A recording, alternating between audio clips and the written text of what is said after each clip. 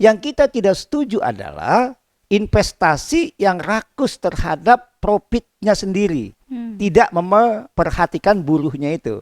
Dalam bahasa sederhananya, pengusaha boleh kaya, tapi dalam waktu berbarengan jangan miskinkan pekerjanya, gitu. Ya, jangan miskinkan buruhnya.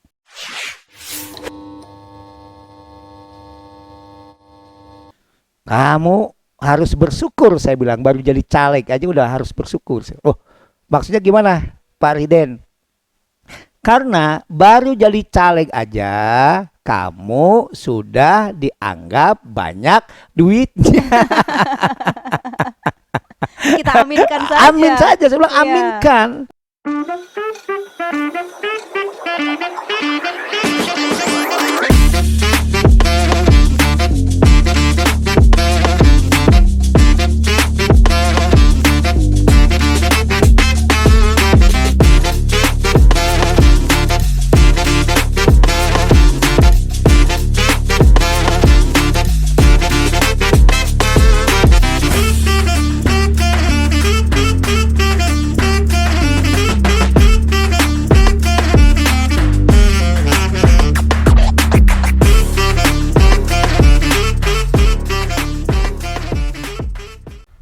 Assalamualaikum warahmatullahi wabarakatuh.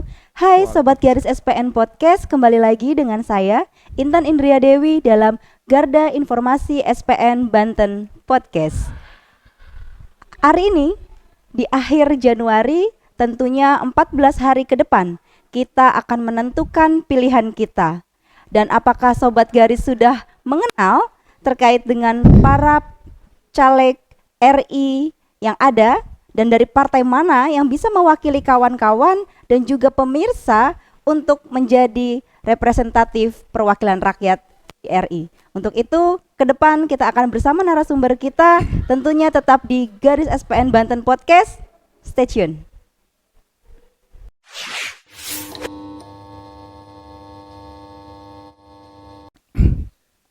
Hai Sobat Garis SPN Banten Podcast, hari ini kita sudah dengan narasumber kita, ada Bung Riden Hatam Aziz. Mari kita sapa secara bersama-sama. Selamat pagi Bung Riden. Selamat pagi Mbak Intan. Gimana kabarnya Bung? Alhamdulillah sehat. Alhamdulillah. Agak capek saja nih. Coba agak capek keliling terus luar biasa, Masya Allah. Iya.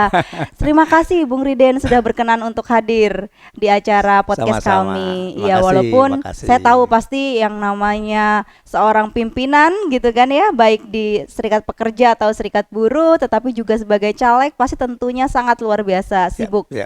Iya. Bung Riden, ini kita ingin Bung Riden juga dapat menyapa kawan-kawan di Garis SPN Podcast, juga silahkan memperkenalkan diri kepada kawan-kawan. Silahkan. Terima kasih Mbak Intan. Hai kawan-kawan di Garis ya, Garda Informasi Terdepan SPN.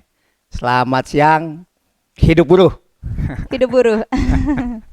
Saya Riden Hatam Aziz sebagai Presiden FSPMI, juga sebagai Vice Presiden KSPI bidang kebijakan publik dan politik, dan juga hari ini saya diamanahi oleh organisasi menjadi calon legislatif DPR RI dari Dapil Banten 3, yaitu wilayahnya Kabupaten Tangerang, Kota Tangerang, dan Kota Tangerang Selatan.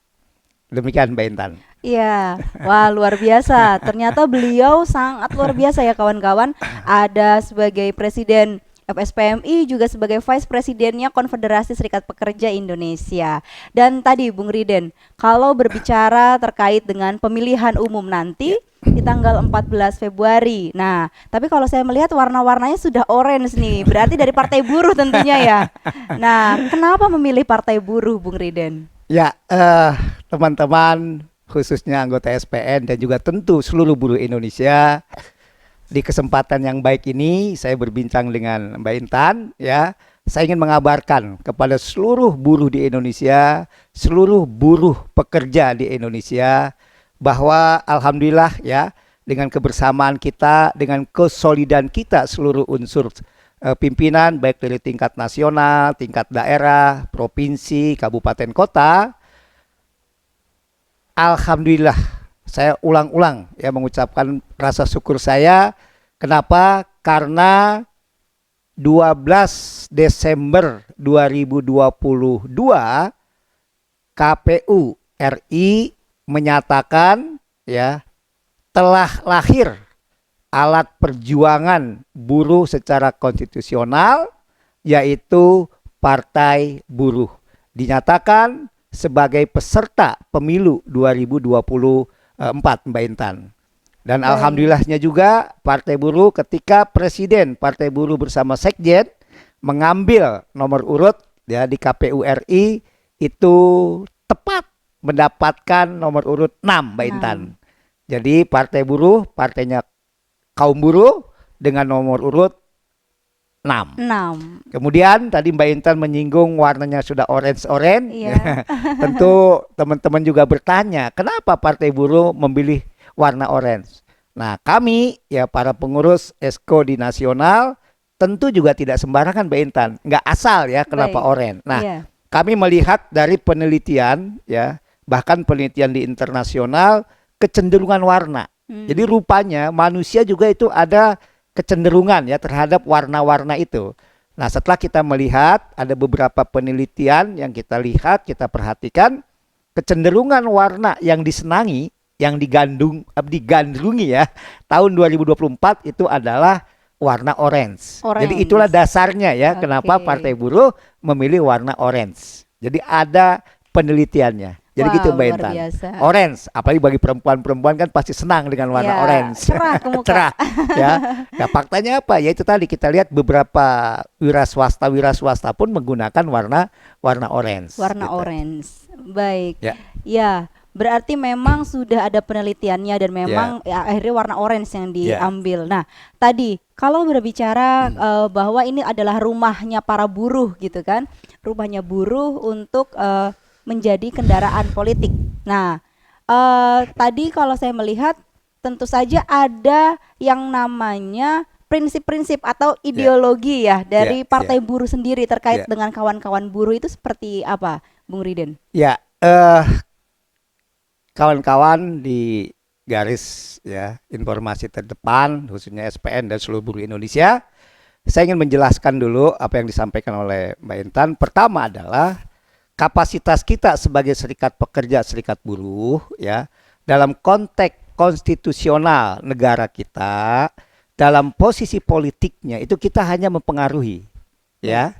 Dalam kebijakan-kebijakan politik itu posisi konstitusi serikat buruh, serikat pekerja itu sifatnya hanya mempengaruhi ya. Kalau kata teman-teman di lapangan itu kita hanya sampai pintu gerbang saja ya, nggak bisa masuk ke dalam. Nah, dari berangkat latar belakang seperti itulah muncul kesadaran ya, muncul pemahaman bahwa serikat buruh anggotanya real, bahwa serikat buruh adalah organisasi yang terukur, maka kita mencoba ya mengikuti konstitusi yang ada di negara kita. Apa itu? Kita tidak ingin lagi hanya dijadikan objek ya dalam hal kebijakan-kebijakan negara. Kita tidak mau hanya dijadikan sebagai lip service saja oleh negara. Dalam artian kita didatangi ketika pemilu, ketika pilkada, ketika pilpres kita didatangi. Setelah itu kita dadah, ya kan? Nggak. Nah, maka hari ini kawan-kawan semua, khususnya buruh di Indonesia, kita sudah mempunyai Partai Buruh ini. Jadi Partai Buruh ini didirikan oleh serikat buruh, ya.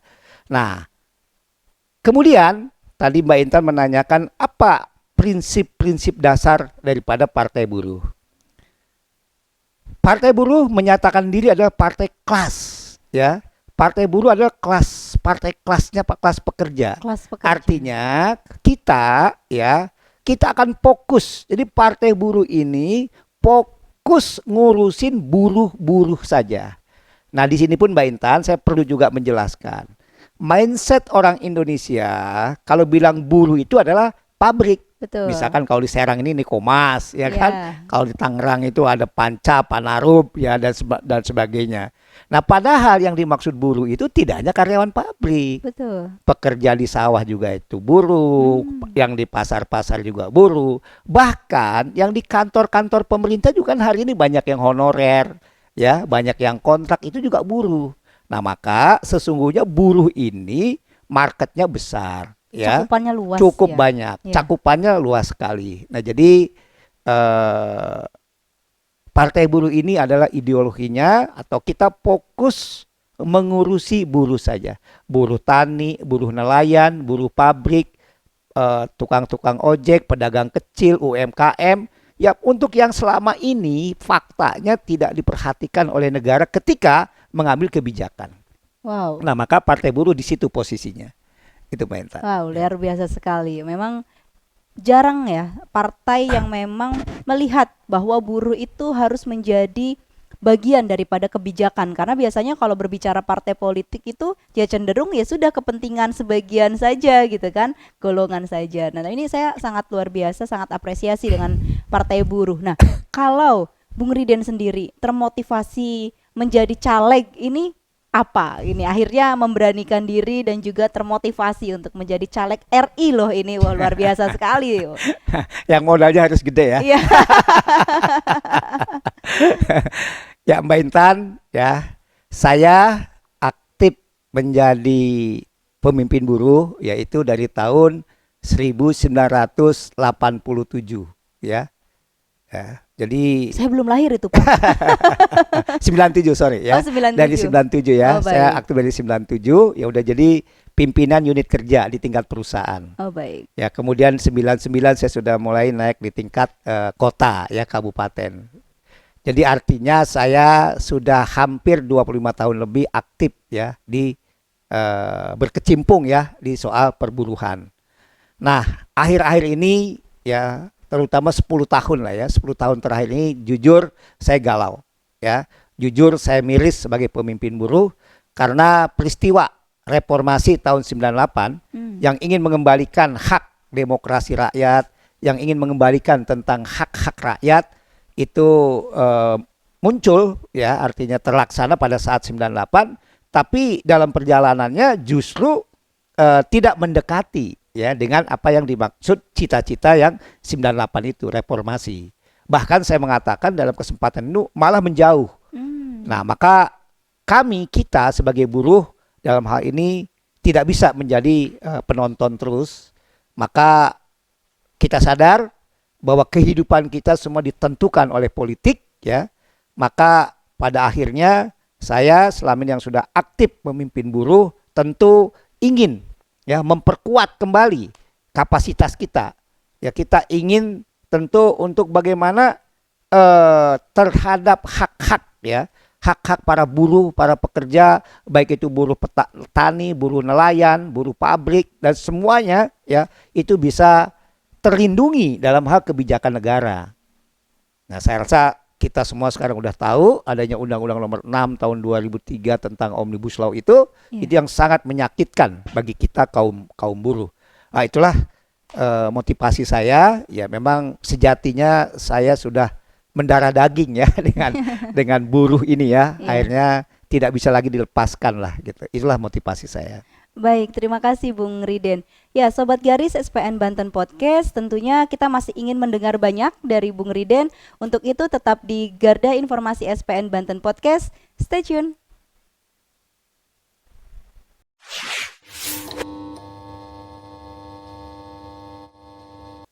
Iya, Bung Riden tadi kan sudah disampaikan ya terkait dengan motivasi, karena memang Bung Riden sendiri sudah menjadi aktivis serikat pekerja dari tahun 97 gitu kan, sehingga ya tadi ada kemirisan dan juga keprihatinan terkait dengan kondisi buruh yang ada di Indonesia. Nah, kemudian berkaca dari motivasi tadi Bung Riden, saya sih dan juga mungkin kawan-kawan Sobat Garis juga ingin tahu nih visi misi Bung Riden ke depan nih seperti apa. Ya, tentu hari ini kita di Partai Buruh ini visi misi yang akan saya jalankan yang pertama adalah segaris ya. Ini sama dengan nama podcast ini ya, segaris. Ya. Segaris dengan partai ya. Baik. Partai tadi saya sudah tegaskan, sudah menyatakan diri sebagai partai kelas pekerja ya. Kita akan fokus di sana.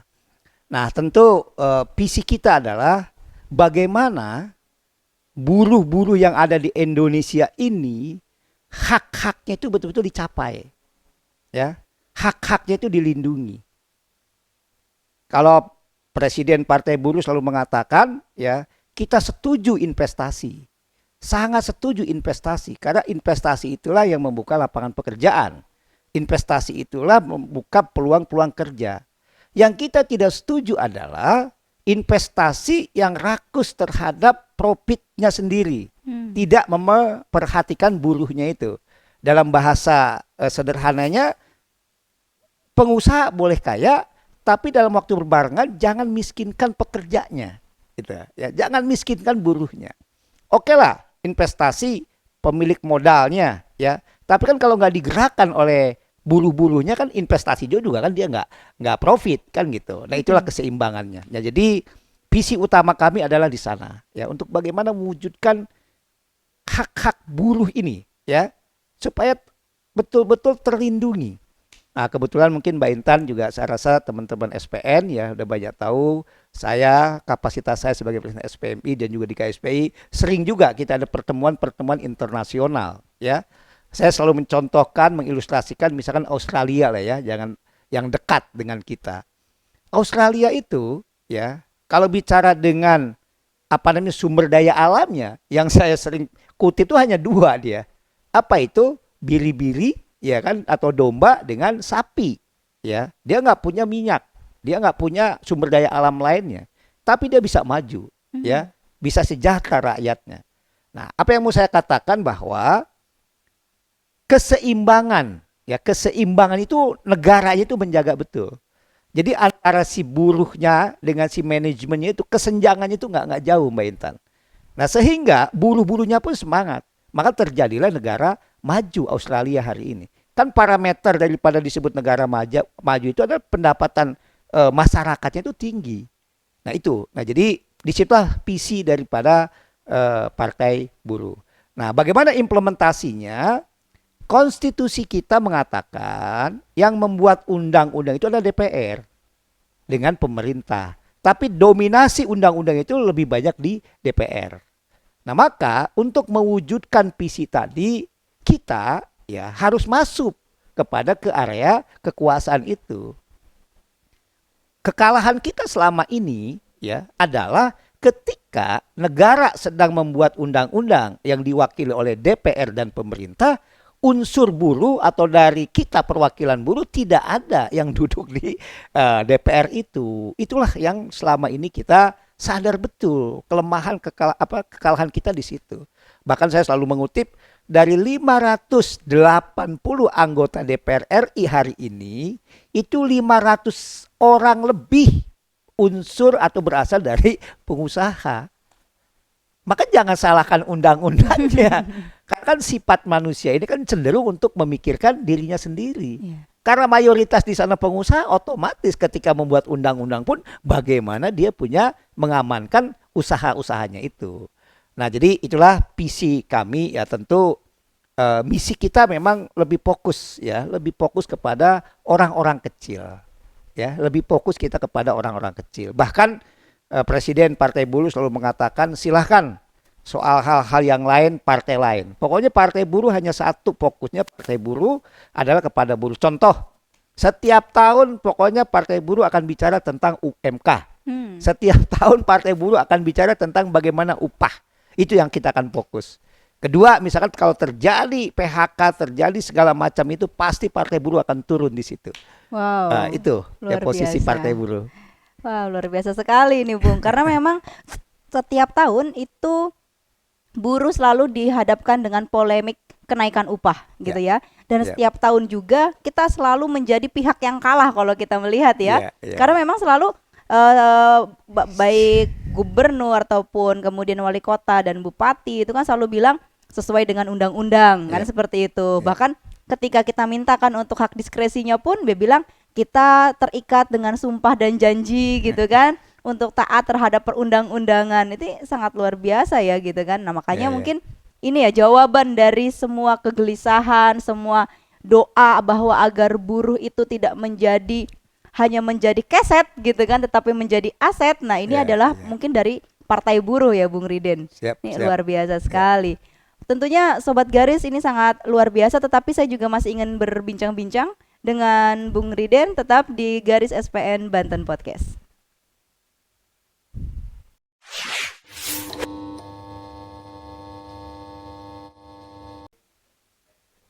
Ya, Bung Riden, kalau saat ini kan kita sudah masuk ke masa-masa kampanye terbuka ya. Ya, Nah, ini bagaimana nih terkait dengan persiapan Bung Riden sendiri? Apakah sudah cukup atau masih terus dikejar, digenjot?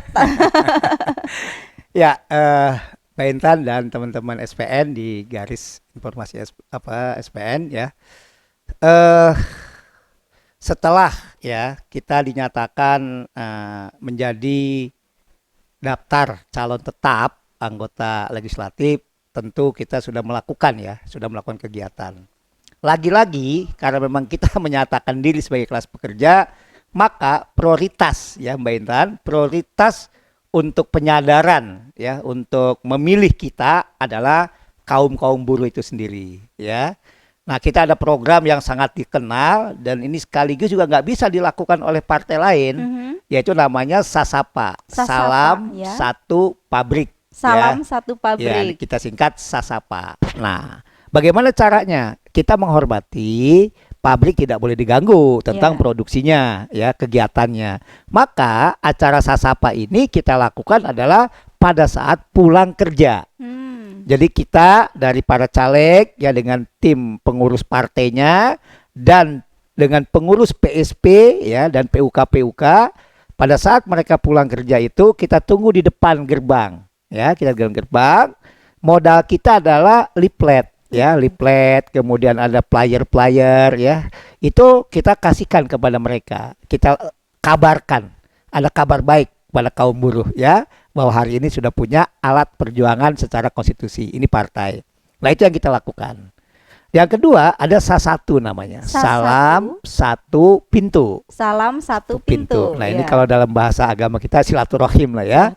Nah, siapa yang disasar? Lagi-lagi ini pun kita fokusnya atau prioritas kita kepada buruh-buruh.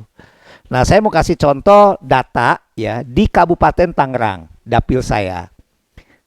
Kabupaten Tangerang, daftar pemilih tetap itu ada 2,3 juta Mbak Intan.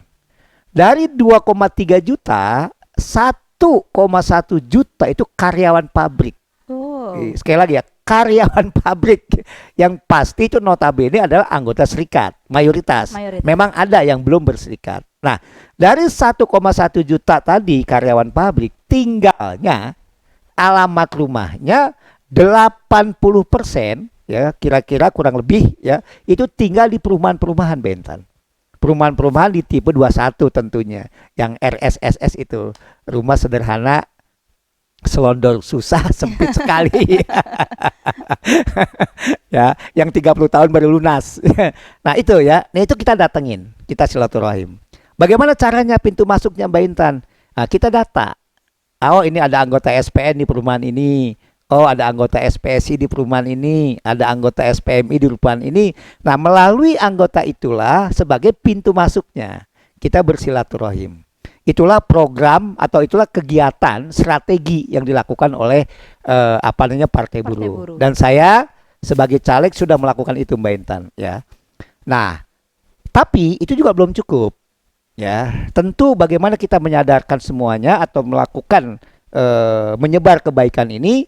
Ada juga kita melakukan konsolidasi. Artinya pada saat pulang kerja, selain yang saya bilang Sasapa tadi, kita kumpulkan ya. Hari-hari libur kita kumpulkan ya, pulang kerja kita kumpulkan untuk menjelaskan.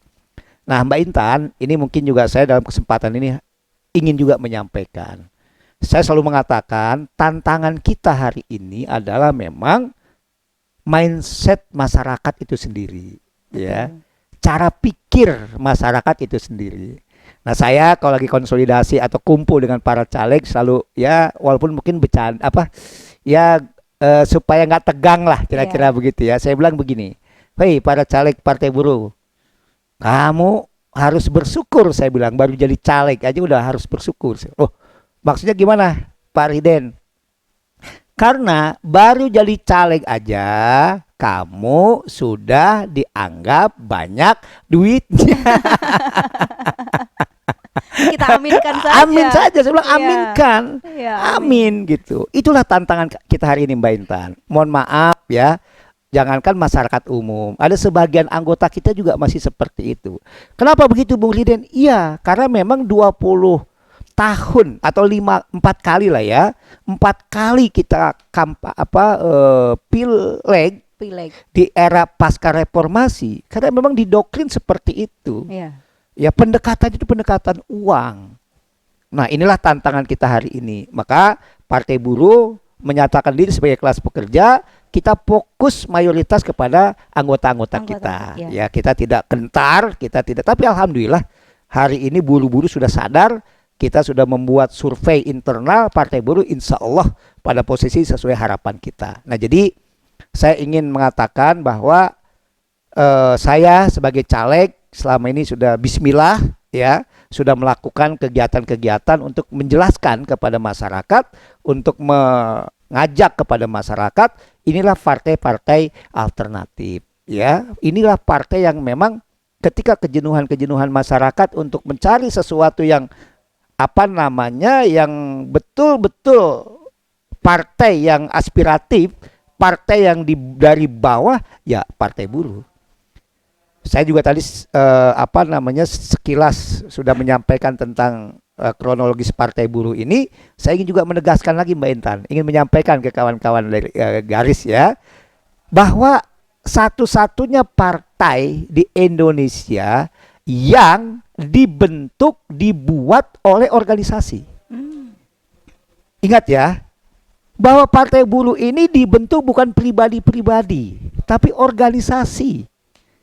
Saya hari ini sebagai ketua Mahkamah Partai Buruh ya, bukan Riden pribadi, karena saya adalah sebagai presiden SPMI Mbak Intan. Baik. Sebagai organisasi yang mendirikan. Iya. Bung Said Iqbal hari ini menjadi presiden Partai Buruh bukan pribadi Bung Iqbalnya, karena beliau adalah presiden KSPI sebagai pendiri Partai Buruh. Bung Peri ya sebagai sekjen Partai Buruh hari ini bukan Peri secara pribadi, tapi dia adalah utusan dari ORI KSPSI-nya AGN. Oh. Nah jadi gitu, jadi beda sekali partai ini. Artinya nggak ada partai ini bukan daulat tuan, bukan daulat kelompok orang. Ya mohon maaf ya, kalau partai lain kan orang yang bentuk. Betul. Itu. Nah inilah kabar gembira yang harus dikabarkan ya kepada teman-teman buruh Indonesia, khususnya SPN ya. Inilah kita hari ini ya, punya alat perjuangan sendiri. Nah terkait dengan tadi ya, tantangan mindset ya masyarakat kita, saya mengatakan Mbak Intan, setelah saya ketemu ya dengan mereka-mereka di lapangan, baik masyarakat umum ya, bahkan saya sudah masuk ke daerah utara, pesisir utara kepada nelayan-nelayan, saya udah masuk ke wilayah tengah yaitu petani-petani, saya juga udah masuk ke selatan Tangerang, itu juga ada beberapa pertanian-pertanian. Justru mereka sangat-sangat berkeluh kesah, dan justru mereka ya kalau boleh saya mengatakan ya tanda petik udah frustasi terhadap selama inilah caleg datang 5 tahun sekali. Kalau mau pemilu baru datang bawa ini bawa itu yang nggak seberapa kan gitu. Iya. Nah maka ketika kita jelaskan mereka timbul lagi harapannya. Ya mereka ya kita kan bisa melihat gestur ya, bahasa tubuh, ngelihat sorot matanya gitu kan. Ada harapan terhadap Partai Buruh setelah kita jelaskan. Makanya saya kepada para caleg-caleg, nggak usah takut, nggak usah malu, nggak usah minder. Ketika ada masyarakat pengen ketemu, ketika memang kita perlu sosialisasikan, kita datang. Ya persoalan nanti kemudian dia masih ada bahasa-bahasa itu justru tugas kita untuk menjelaskan bahwa fungsi DPR itu adalah membuat undang-undang. Bahwa fungsi DPR itu mengontrol pemerintah, harus peduli rakyat. Bahwa fungsi DPR itu memang adalah tentang anggaran, budgeting. Itulah fungsi DPR, bukan mohon maaf, bukan anggota DPR-nya itu sendiri yang turun ke bawah seolah-olah mau ngecor jalan, mau konblok jalan-jalan perumahan. Itu bukan anggota DPR tugasnya. Itu tugasnya eksekutif, bagian PU kalau di kota, kalau di kabupaten. Penganggarannya betul pada saat RAPBD. Penganggarannya betul kesepakatan bersama dengan DPR. Bukan anggota dewan turun ke bawah mengaku-ngaku itu duit dewan. Itu salah. Nah, inilah yang terjadi ya. Kita paham 20 tahun memang didoktrin seperti itu. Nah, Iya, Partai Buruh, Mbak Intan dan teman-teman semua, kita ingin mengembalikan marwah DPR itu sendiri sebetulnya. betul. Memfungsikan sesuai dengan fungsinya. Kalau memang DPR itu betul melindungi rakyatnya, atau DPR itu misalkan betul peduli kepada rakyatnya, bagi yang tingkat kabupaten anggota DPR-nya buat perda dong. Contoh, perusahaan yang karyawannya 500 orang, maka wajib musolahnya itu yang lumayan yang layak. Iya. Kemudian kalau misalkan mayoritas perempuan karyawannya, Mbak Intan, ya, wajib ada jemputan. Wajib ada kantin. Itu tugasnya DPR, bikin perda. Bukan komblok-komblok jalan. Gitu loh. Nah, itu contohnya. Atau saya kadang kalau di keperkampungan selalu mengatakan, kalau memang betul anggota DPR itu peduli kepada rakyat lingkungannya, ya saya selalu mencontohkan misalkan Utara Tangerang ya. Utara Tangerang itu kan masih nelayan, kemudian tengah itu pertanian. Bagaimana mungkin di pelosok-pelosok kayak gitu, supermarket sudah masuk. Padahal kan lingkungannya kan, mohon maaf, kan pendapatannya kan masih perlu ditingkatkan. Iya. Nah, kalau ada supermarket tadi, berarti warung-warung kampung itu kan akan mati. Warung-warung kampung itu akan terkalahkan. Nah, maksudnya itu tugas DPR, harusnya panggil bupatinya.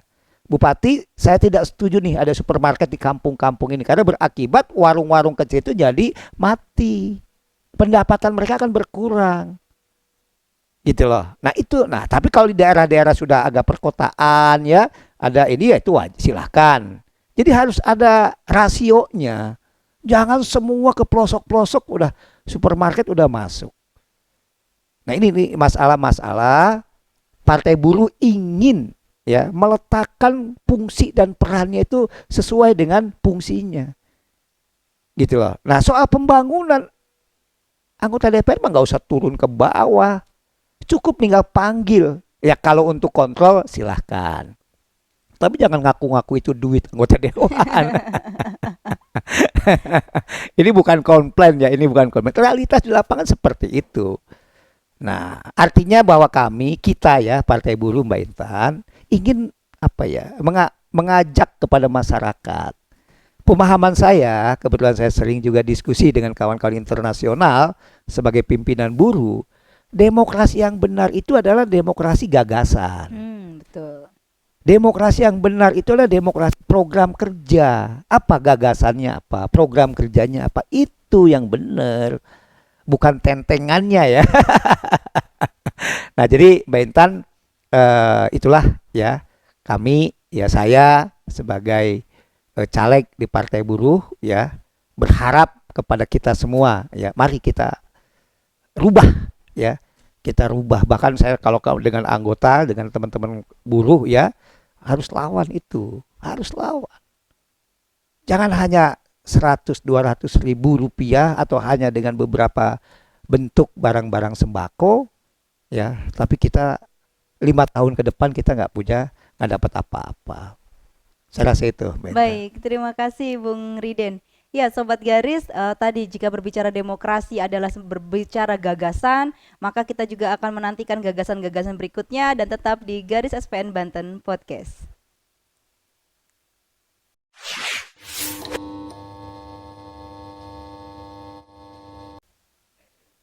Ya, Bung Riden, tadi kan ada strategi ya dari Partai Buruh itu Sasapa dan Sasatu. Ya. Nah, kalau saat ini nih, saya ingin Bung Riden itu untuk Sasaga. Ya, Sasaga itu berarti salam sahabat garis. Jadi silakan. Bisa aja dimainkan. Iya, biar ada sama kan dari Partai Buruh, Sasapa, Sasatu, Sasaga. Iya, jadi bagaimana kawan-kawan garis itu dapat memilih Bung Riden. Silakan Ya. Bung Riden. Terima kasih Mbak Intan. Salam Sasaga. Ya baik, teman-teman semua, tentu tanggal 14 Februari kita sebagai warga negara punya hak pilih ya, dan juga hak dipilih. Nah, dalam kesempatan ini saya ingin menyampaikan kepada kita semua bahwa nanti setiap kita itu akan mendapatkan 5, Mbak Intan, 5 kertas suara dari KPU itu ya. Satu adalah tingkat kabupaten ya, warnanya hijau. Yang kedua tingkat provinsi, warnanya biru. Yang ketiga tingkat DPR RI, warnanya kuning. Jadi di kertas itu ada garisnya ya. Nah, kemudian yang keempat DPD ya, DPD RI ini adalah perorangan. Yang kelima tentu adalah capres dan cawapres. Nah, sobat garis ya, caranya adalah yang pertama, tolong pastikan ketika teman-teman nanti datang ke TPS ya, kertas suara itu harus sudah ditandatangani oleh para KPPS, Mbak Intan. Oh, baik. Ya, jadi kertas suara itu di halaman depannya minta ditandatangani oleh petugas. Kenapa Bung Riden harus ditandatangani? Karena ketika teman-teman masuk ke dalam, kemudian dicoblos dan sementara belum ditandatangani oleh KPPS, ketika teman-teman coblos partai buruh, saksi lain mengkomplain, maka itu dinyatakan tidak sah, Mbak Intan. Itu jadi penting sekali ya, penting sekali karena di pemilu kan kita tahu lah ya, bukan kita menuduh, kita mencurigai ya, kecurangan itu masih ada ya, maka jangan sampai kita dicurang. Itu yang pertama, Mbak Intan. Yang kedua ya, masuk ke dalam itu tolong dibuka semua lembar kertasnya itu. Jangan baru separoh langsung dicoblos. Oh, Pak Riden, Bung Riden udah ngejelasin partai buruh. Pas baru dibuka separoh itu memang udah kelihatan. Partai buruh nomor 6 warnanya oranye. Langsung dicoblos. Nah, akibatnya apa? Itu nanti di bawah itu, Mbak Intan, di bawah lipatan itu masih ada partai lain. Oh, tembus ya. Berarti tembus. Iya. Akibatnya nanti pas dibuka oleh saksi, akhirnya ada 2 partai yang tercoblos. Itu pun tidak sah. Sia-sia ya upaya kita semua. Nah, jadi yang kedua, untuk cara mencoblosnya tolong dibuka semua. Selembaran itu dibuka semua, cari partainya nomor 6 ya, coblosnya silahkan. Coblos partainya saja sah, itu partai buruh. Coblos partai buruh plus 1 orang calegnya itu juga sah. Kemudian coblos calegnya saja. Oh, ini partai buruh. Oke deh, saya kenal dengan ini sahabat juang saya coblos saja. Plus itu juga sah. Ya, nah jadi sahabat garis ya, itulah tata cara mencoblos. Untuk DPR RI Provinsi Banten Dapil 3 Kabupaten Tangerang, Kota Tangerang Selatan, tentu saya mohon keikhlasannya, mohon dukungannya ya, juga sekaligus doanya untuk mencoblos DPR RI-nya tentu Riden Hatam Aziz, nomor urutnya 1. Saya nggak enak juga Bung Riden, karena yang lain juga sahabat saya semua, udah partai buruhnya saja coblos ya. Nah, demikian teman-teman sahabat garis ya, yang saya ingin sedikit penjelasan tentang tata caranya. Tolong kawan, 5 menit menentukan 5 tahun ke depan. Bangun kesadaran itu. Ya, mohon maaf kalaupun nanti Mbak Intan hujan deras ya, walaupun nanti mudah-mudahan sih tidak ya, mudah-mudahan tidak. Tapi kalaupun hujan deras, tolong ingat 5 tahun lagi. Ingat Omnibus Law. Omnibus Law. Kalau kita hari ini nggak duduk di DPR, rasa-rasanya nggak ada cara lain lagi. Berjuta kali kita aksi, ratusan ribu anggota kita turun, tidak didengar. Berkali-kali kita gugat ke Mahkamah Konstitusi, hasilnya 0, hasilnya 0. Hanya tinggal 1 caranya. Dudukkan partai buruh di Senayan, maka disitulah kita akan meminta masukin ke prolegnas, program legislasi nasional. Kita minta itu akan kita masukin ke prolegnas. Insya Allah kalau ada 1 praksi, 1 partai buruh duduk di Senayan, hakul yakin saya, hakul yakin. Bahkan kalau boleh saya berjanji sebagai ketua Mahkamah Partai Buruh, sebagai caleg, dan insya Allah atas dukungan kawan-kawan semua saya duduk di Senayan, itu prioritas utama kita, nyahkan undang-undang Omnibus Law. Makasih Mbak Intan. Terima kasih, luar biasa sekali Sobat Garis terkait dengan bagaimana memilih, dan juga mungkin itu termasuk closing statement atau ada yang ingin disampaikan lagi?